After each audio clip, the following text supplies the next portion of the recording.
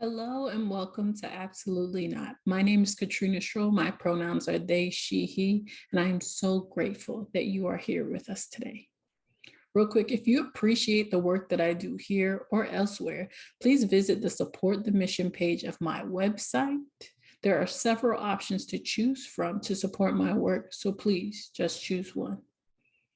The key words for this episode are ableism, exclusion, and performative. I encourage y'all to look up the definitions of these words and compare them to the definitions you carry with you on a daily basis. If you need help comparing, please let me know. This episode is sponsored by BetterHelp. BetterHelp allows you to connect with one of 24,000 licensed therapists in a safe and private online environment. You pay just a low flat fee for unlimited therapy with your therapist. Visit www.betterhelp.com/absolutelynot for more information and to get 10% off your first month. This link can be found in the show notes. Today's episode is titled Leave No One Behind. I'm excited to talk about this with our amazing special guest, Kelly Bron Johnson, she, they. They are an autistic and hard of hearing self-advocate, keynote speaker, author, and founder of Completely Inclusive and the Autistic Entrepreneurs Network. As a mixed heritage Black non-binary person, Kelly brings her intersectional identity into all her work and aims to break down the stigmas and systemic barriers that exist in society to make the path easier for others. They live in Montreal, Canada. They identify as Barbadian and French Canadian, disabled, hard of hearing, and autistic, dysthymic, queer, ethical, non-monogamous, non-binary femme, and a second-generation immigrant. Thank you so much for being here today. I really appreciate you being here, and I would love for you to share with the audience why this episode is titled Leave No One Behind. So thank you for having me in the first place. It's fantastic. I'm very excited. Waited for this day.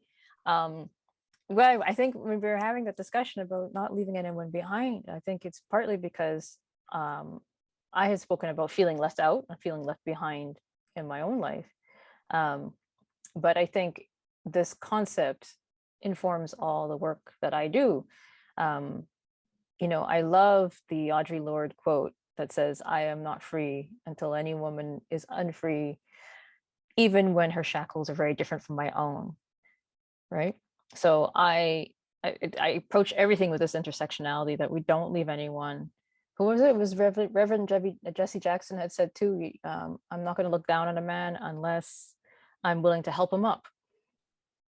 And that's kind of how I go along. That's how I live my life. So it's always making sure, okay, well, we have to think. If we look around us and we're in a room, okay, who's left out?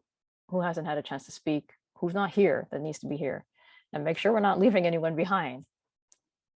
And some people do not give a damn about that. They do not care if people are being left behind. Have you ever been in rooms where there were people who did not give a damn about that? I think there's been a lot of situations, sad to say.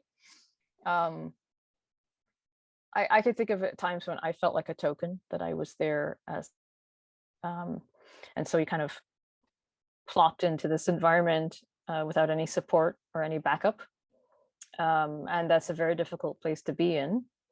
And sometimes if you speak up, nobody has your back and nobody's interested, and it's, you're saying things that they didn't want to hear. And so it's a difficult position to be in, right? You are saying things that they didn't want to hear. Once upon a time, I used to believe that there was something wrong with me when people didn't want to hear the things I was advocating for or speaking about. Has there ever been a time in your life when you felt like that? I think it's just that it's their journey, right? It's not so much about me. It's really about where they're at and their path. Some people have not started the path at all. They have not even taken a step, and other people are on their journey and stumbling along, which, you know, I have a bit more respect for. But yeah, I mean, I think there's so many cases where it's not for me to take it personally. um I'm trying to think if I have taken it personally. I think I've probably wondered, like, okay, where is this coming from and what is this about? And luckily, I think I've managed to surround myself with a lot of interesting people, right, from all walks of life. And I think that has helped me realize is I'm not alone in this, right? I'm not the only one who's felt this way. And for anyone who is listening, who is like, I feel so alone right now, it's so very important that you surround yourself with people who are interesting, and know exactly about the experiences you've been through. Was there ever a time that you weren't surrounded by interesting people? I think I feel very lucky in the sense of, I went to an elementary school that prided itself on multiculturalism. Um, and at the time, this is in Montreal, at the time, school boards were divided between the Protestant school board and the Catholic school board. And since I was technically Anglican, I was christened, but we weren't practicing, I was at the Protestant school board. Now, the difference was that the Catholic school boards only accepted Catholics, whereas the Protestant school board took everyone.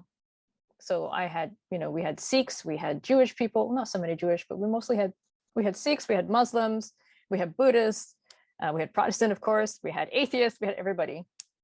And so it was this wonderful, the so-called melting pot of people. And it was one of the first of its kind in my area. And it was going against the grain. It was a school that was created in the 60s. And that was completely like this concept of having a complete mix of children of all races all together, and embracing that.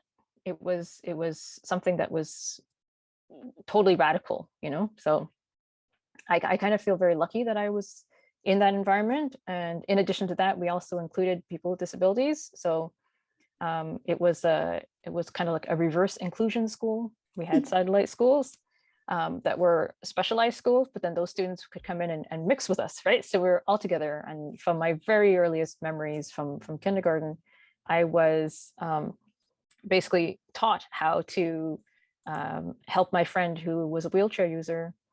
I learned the etiquette. I learned how to push a wheelchair properly. I learned how to help him with his leg braces, which were, when I look back, I feel so bad for those leg braces. They were just an awful contraption that was rooted in ableism, this idea that maybe he would get up and walk one day. That's a whole other story. We're still friends now, so I hope he doesn't mind. Hey, David. But so I feel like I was put in an environment, and I think also just being mixed heritage myself, that I was always in an environment of diverse, I hate to use the word diverse, people of the global majority, altogether. I love that you've mentioned so many groups that you were able to be in relationship with and be in community with. There are a lot of people who have not even heard of any of those groups that you just talked about, or have been around, or are not surrounded by different types of interesting people. And because of that, they see the world through one lens. Have you ever been in contact with people who were unable to understand the way that you view the world? For sure, when I travel, when I leave Montreal, it's a wake-up call. It's sometimes it's scary. I'm not gonna lie. And even you don't have to go very far sometimes outside of a metropolis in order to be surrounded by whiteness. They haven't left the country, they haven't left their town, they've never seen somebody with a little bit of color. And the completely different reactions. My mother is Quebecoise, so her family was from the Lower St. Lawrence. So we would drive up there, but it's all white and French, and I could count on one hand. Sometimes it was a joke. My sister and I would count and see if we could see any other Black people, and most of the time we didn't.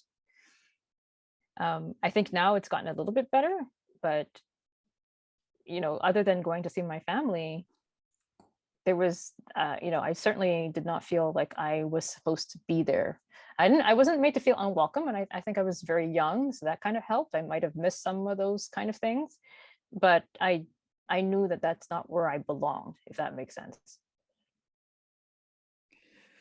My heart. I like that you keep using these very specific words. You use the word scary. And for a lot of people, or for some people, they're going to say, why did you use the word scary? Like, I don't understand why you're afraid to be in places that don't have people that look like you. Kelly, could you kind of explain to people why that's so scary?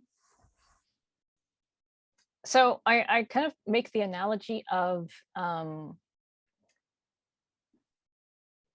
when a white person ends up in a Black neighborhood and they are outnumbered, so to speak, and feel uncomfortable. And it's the first time they realize that they're the outsider. Whereas when I am in spaces, I'm usually one of my type or my kind. Sounds like a chocolate bar, when I say that. But it's I don't feel safe. And I can even tell you, when I leave the province, because here I'm in Montreal, we speak French and English freely, and then especially my neighborhood is fantastic. It's extremely multicultural. We have a lot of first generation immigrants, we have refugees, we have a very strong Muslim population, which again also brings me comfort. I like the food, I like the people. I think because I've been exposed to these people, then I'm feeling a sense of comfort rather than fear. I actually did the Harvard University bias test. I don't know if you've seen those, if you've done those. They're fantastic. I could share the link with you after. It's Harvard University has a series of unconscious bias tests on different subjects. And when I took mine, I was surprised to see that my unconscious bias is to be surrounded by white people, by only white people. If you give me a choice, and I say that as surprise because again, half my family is white and French Canadian, and my mother is white. So why would I have this? But I haven't felt safe in all white spaces. And so I would much rather be stuck in an elevator with a group of Black men that I don't know, who may or may not, maybe, you can use all sorts of stereotypes. Maybe they're in a gang, maybe they're not. But I would much rather be stuck in an elevator with a group of Black men than to be stuck in an elevator with one white man. Because that to me is scary. And I would get off the elevator perhaps, or not knock it on if I just see that. Or maybe if I go in one floor, okay. Not to say that I live my life in fear, but I don't feel safe.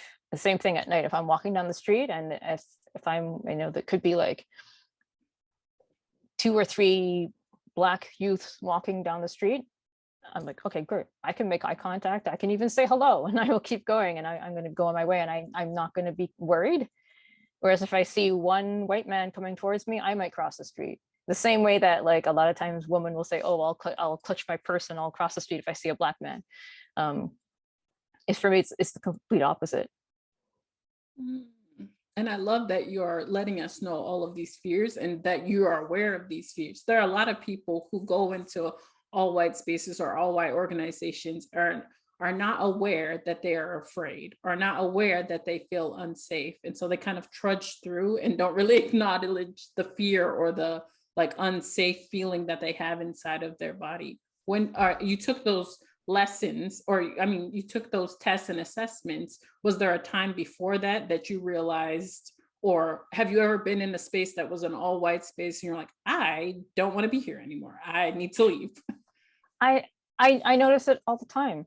And I think people who are not members of the global majority do not realize that we are looking at this all the time. Anytime I walk anywhere, if I'm going in, I could go to a movie theater, I can go to I can get on a bus. I can go to the grocery store. I'm looking around, and you're not necessarily counting how many there are, but I'm looking for almost like just confirmation. Okay, like, is there at least a Chinese or a Korean or something, like something proximity or something that because yeah, it's not necessarily at that point when I'm in a public space, it's not necessarily a fear. I wouldn't call it necessarily a fear. It's a concern. And it's more like, I want to know who has my back. If I fall down and faint now and I have some sort of medical emergency, who's going to come help me? Because I can't guarantee that it's going to be a white person. Because I haven't had enough good experiences to outweigh the bad. So I would go up near to some old, like I'd find like an old granny, a Chinese lady, even if I don't speak the language properly, and I'd rather faint in her arms than to and think that she would do something rather than a white man. And I have that concern going to the hospitals as well, especially if I'm incapacitated or something. And especially here with the politics that we have. We don't have a good precedence of treating people of color, and especially our indigenous people, well. And I think about all the scenarios that you're talking about and how they surround around health and mental health, and how that's just like a strain on your body that you constantly have to walk into spaces with. I've been in a lot of conversations surrounding health and mental health, and never has this conversation come up, or these types of conversations come up. Have you ever, you are about neurodiversity, you are about your identities. When you go into spaces to talk about that, are there other people having this type of conversation in the mental health space or the health space? So there's a lot of confounding factors. Part of it is our access to diagnosis in the first place. People of color, indigenous people, Black people have a harder time getting diagnosis. So our mental health is often kind of swept under the rug.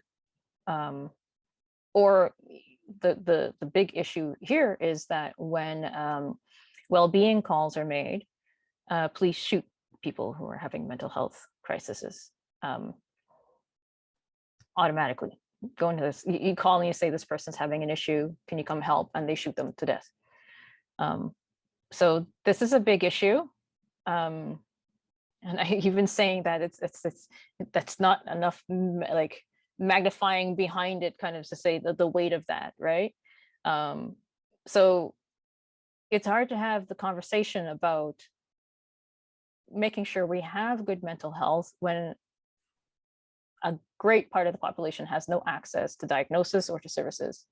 And we're in Canada. Canada does not cover psychological health. So unless you have a referral from a hospital and you're being able to get some sort of inpatient or maybe even outpatient treatment, it's very difficult to have, let's say, psychology that's covered. So if you don't have some sort of private insurance, and even then, private insurance usually covers up to $500 a year. And we know that a private psychologist is going to be upwards of 125, 150. I've seen some that are 200 an hour. So you get what, 3 sessions? Is that supposed to help you? Right.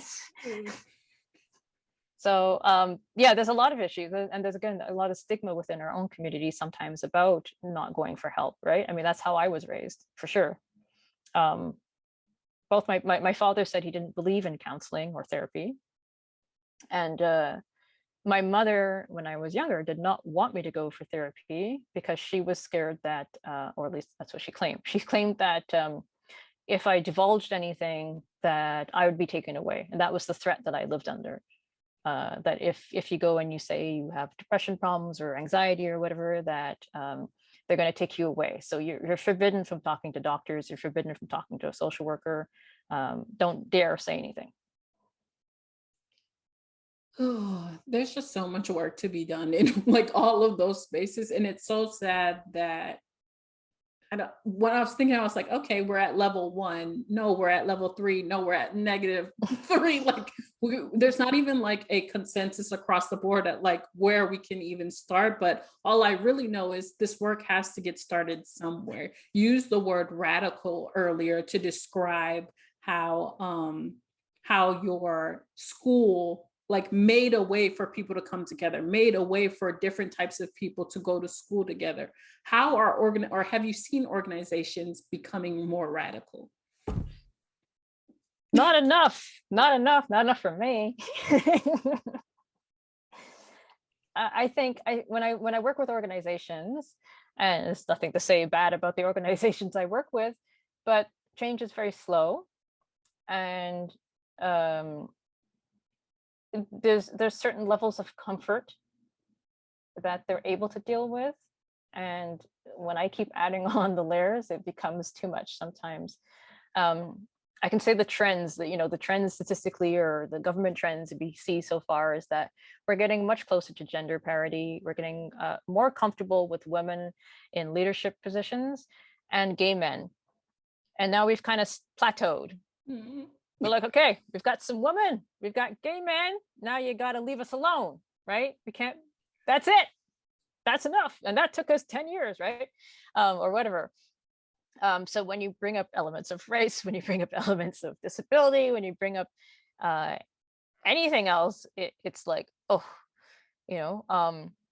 I think that a lot of political things and just things that have happened in our society have been partial wake-up calls, and then there was a bit of emphasis put on race for a little bit, and not even all races, but it was Black.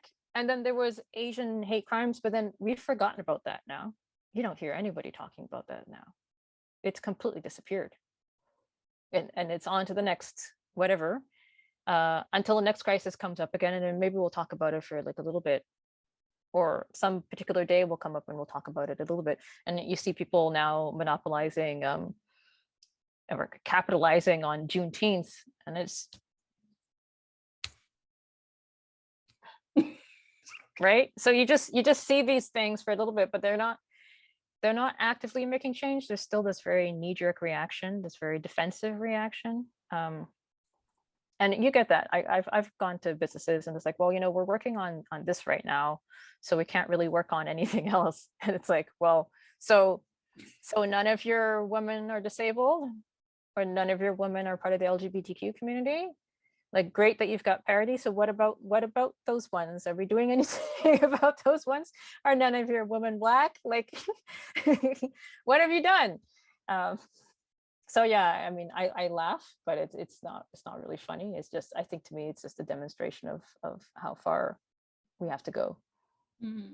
And I think about your description. Thank you so much for these amazing descriptions, because you said people need to be more radical, but they love comfort. They want to stay in comfort. First of all, radical and comfort don't go together. Like that Yeah. wouldn't be, that's not a good sandwich. Like it can't go in the same sentence. So if you would like to be radical, you can't be comfortable. And I love that you talked about the consistent conversations needed to be had around these topics, because if you don't stay consistent, then we'll just forget. Let's wait for the next crisis. Let's wait for the next fire, and then we'll call Kelly. Just putting out fires instead of just like, hey, how did this fire start? Can we like prevent fires from starting? Yeah, except that Kelly's not going to show up and save you. Sorry, because that's not the type of clients I want to work with. Right? This is not, sorry. Yeah, and I love that you are not a firefighter. Like, has anyone ever expected you to be a firefighter? Has a client ever asked for your services? Like, oh, we already have fires. Could you come put? Oh yeah, oh yeah, oh yeah, oh yeah. I won't name names, but one was actually a government organization. So it was kind of surprising. But they had a mandate. They had complaints before, and that was the reason that they were finally contacting me. But they needed to check a box.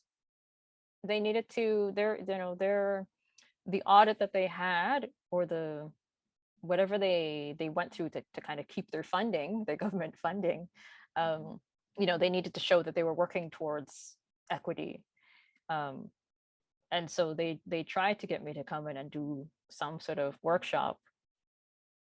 And I was just like, no. no, I don't, no, it's not worth my time or my energy.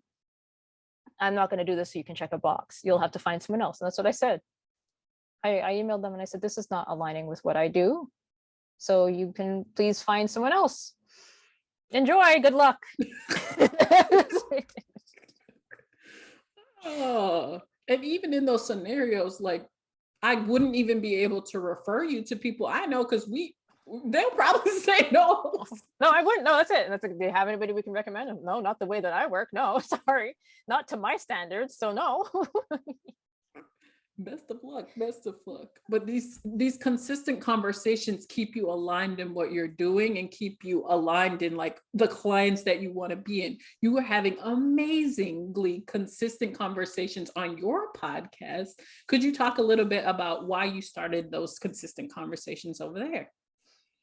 Yeah, so I would, the idea wasn't mine. The idea was Doug's, but Doug is a great pal of mine, and we met on one of his other podcasts. And so he approached me and said, the autism world is way too white and male.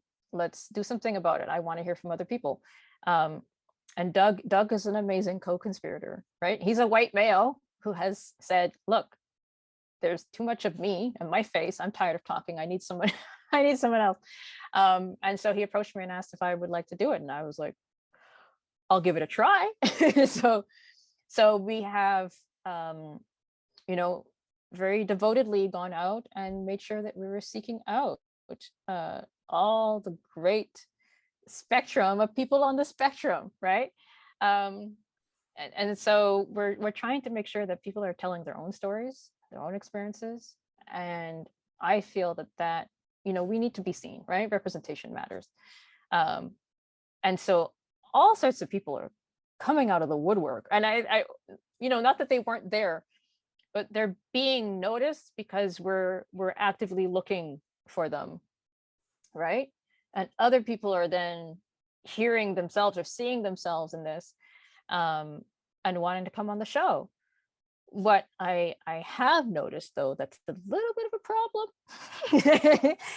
is I think because we had such big names, like big well-known advocates in the autism community the first season, that has made people a bit intimidated to share their stories, because I think they're like, well, how can I be on the level with people like Morienke and Lydia Brown and things like that, and I'm kind of like, no, your story is important. Like, it's not.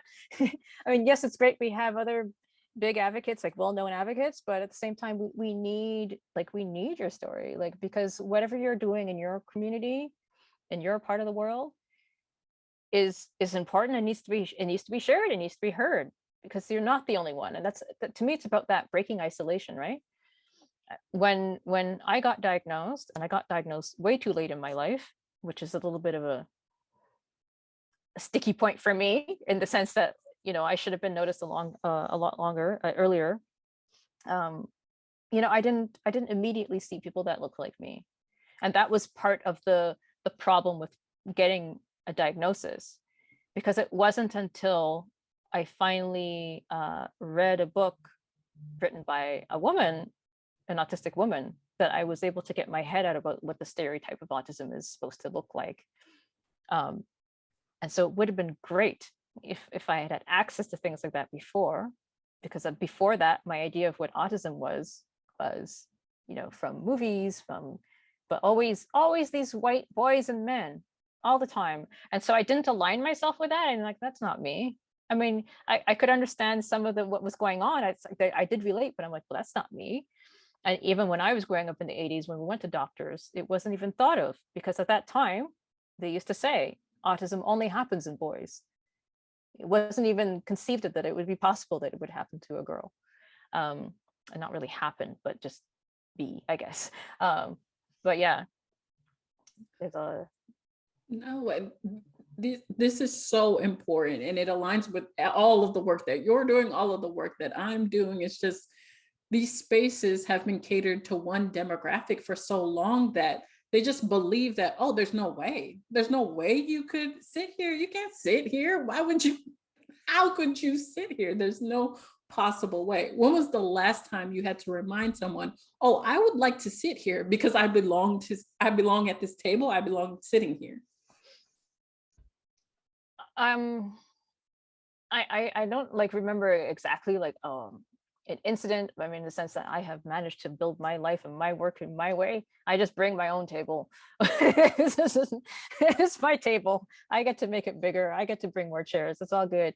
But I do notice, like I have noticed in the past, where people kind of forget aspects of my identity. I've had people say too that I forgot you were Black. So hard, but yeah, I was like, how do you forget that I'm Black? Right. Yeah, and it was interesting because this is in my 20s, and I polled my friends back in LiveJournal. Do you remember LiveJournal? Were you active on LiveJournal? It was an online journal anyway. And I polled my friends. I said, do you see me as more white or more Black? And some of them said, until you asked me, I didn't even see you as Black. And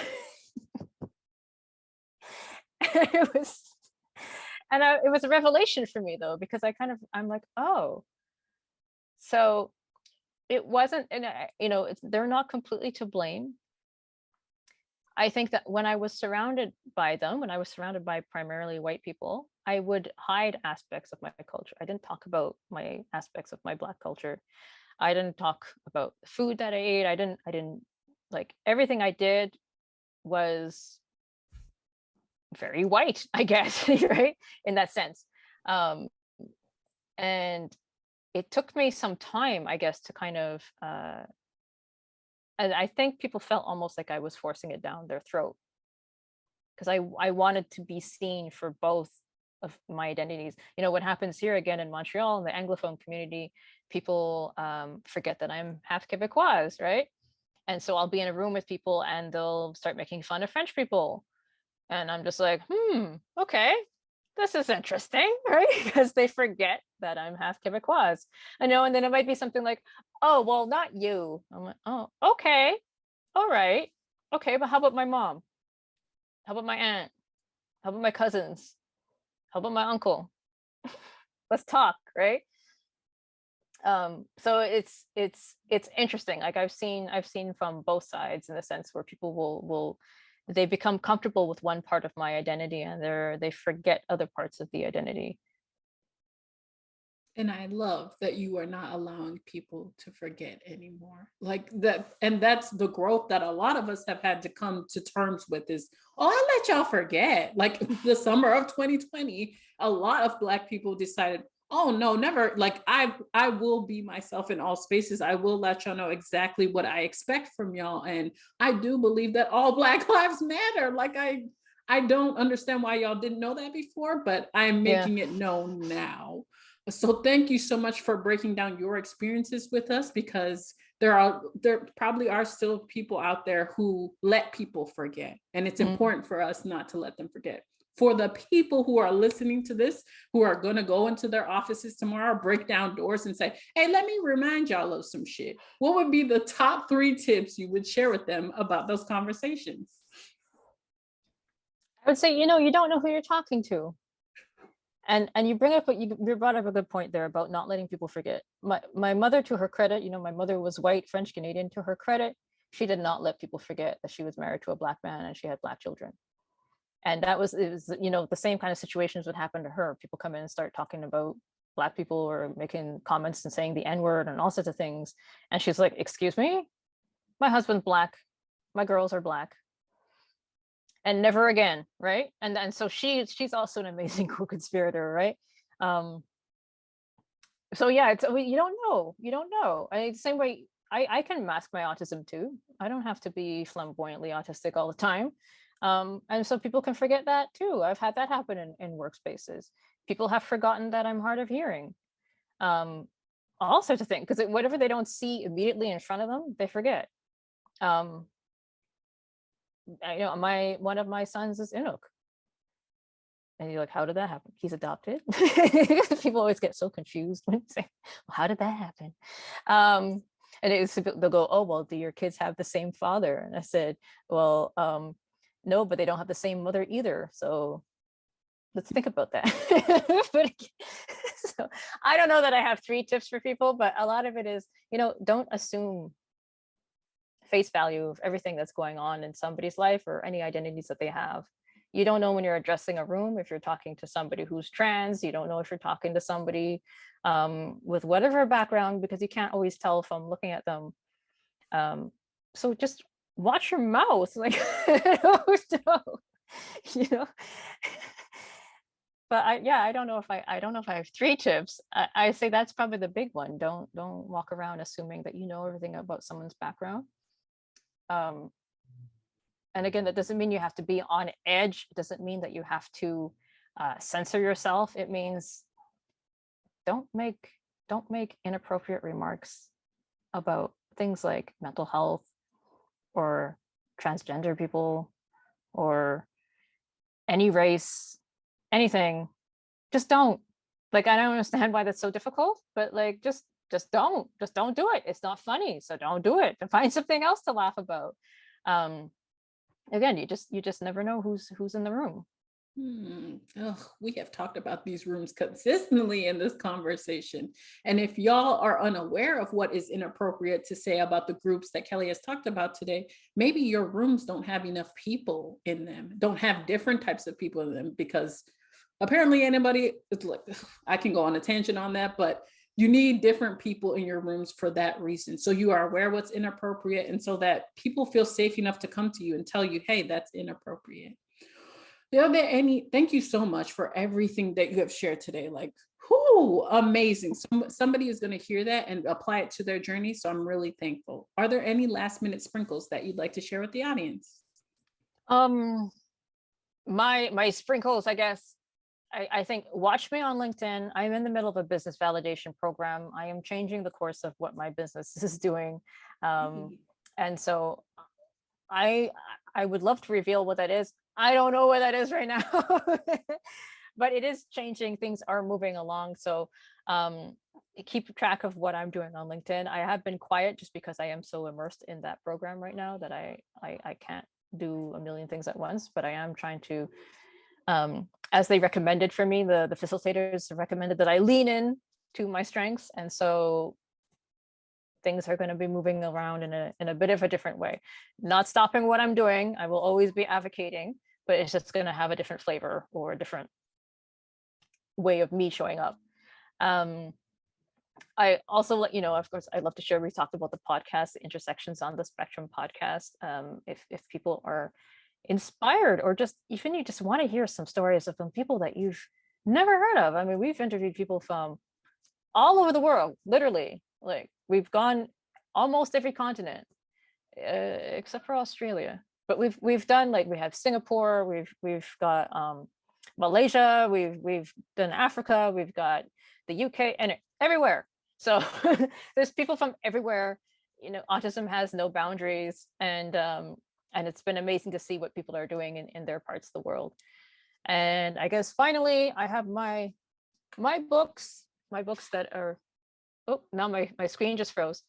But I have How to Parent Like an Autistic. It's in English and in Brazilian Portuguese. It's on ebook and in audio and print. So that is the first of a series. I am going to be doing more of a how to blank like an autistic. So also watch the space for that, because that's hopefully going to come out in the next year. I hope. That is so awesome. And of course, everyone, their links are going to be all in the show notes, so you can look in the show notes for links. But thank you so much, Kelly, for being such an amazing guest today. To anyone who is listening to this, I love the last minute sprinkle, because if you're an entrepreneur listening to this, pivot if you fucking want to. Lean into your strengths, like, do whatever you want. Say no to clients that are just using you for clout. This has been an amazing episode in so many ways. So thank you so much. To anyone who is listening, please keep setting those boundaries and saying absolutely not to anything unaligned. We'll see you next time. Bye. Thank you. Bye.